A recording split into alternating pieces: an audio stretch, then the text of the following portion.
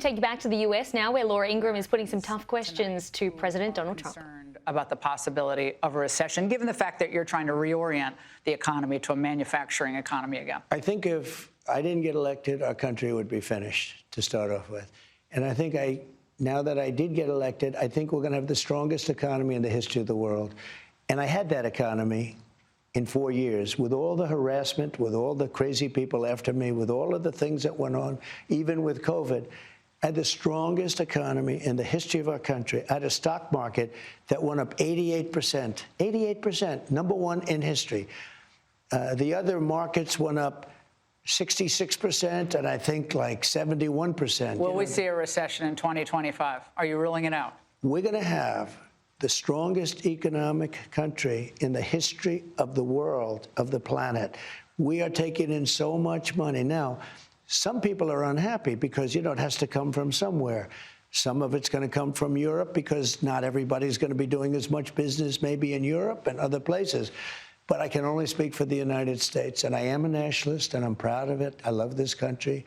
And I want to help other countries, too. Look, I'm the one, if it wasn't for me, they wouldn't be talking peace in Ukraine and Russia, because they're not Americans being killed. They're Ukrainian soldiers and Russian soldiers. And I'm trying to make peace.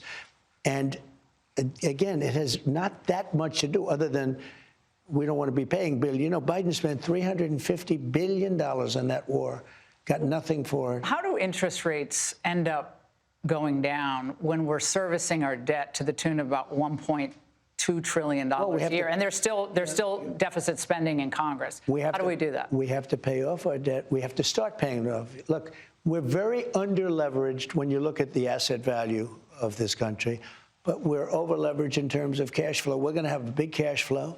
We're going to take in, for years we allowed our country to be raped and pillaged, terrible expressions. And that's what happened. Much of it was done by our friends. Look at the European Union. We can't sell cars to them, but they sell millions of cars to us. They don't take our agricultural product, but we take theirs. The days are changing. We're not going to let this happen. It's Barron's birthday on Thursday. Yes. And we've all as a country seen him grow up and see him really grow up. How often do you talk to him? Do you talk to him every day? All the time. What do you see for all my kids? I speak to all my kids. What do you see for his future, given his aptitude in certain areas? Business, politics, what? I think business, and I think he could probably, if you look at my kids, all of my kids are they've been very good. They're very smart, always good students, always the big schools, the good schools, hard to get into schools. Barron's a very smart guy. But Eric and Don, Tiffany, Ivanka, they're smart people. I'm lucky. Look, you have to be a little bit lucky, too. It's not like that. But they seem to be very smart. Not only seem to be, they are very smart. And they're good kids, and they work hard, and they love our country, and they're proud of their father. And, we have a very good relationship. You talked the other day about how music was your aptitude as a child, that your father saw that you had a musical aptitude. And so it's kind of obvious in kids early on what they're good at. But is Barron's aptitude, in your view, business or politics? Maybe technology. He can look at a computer.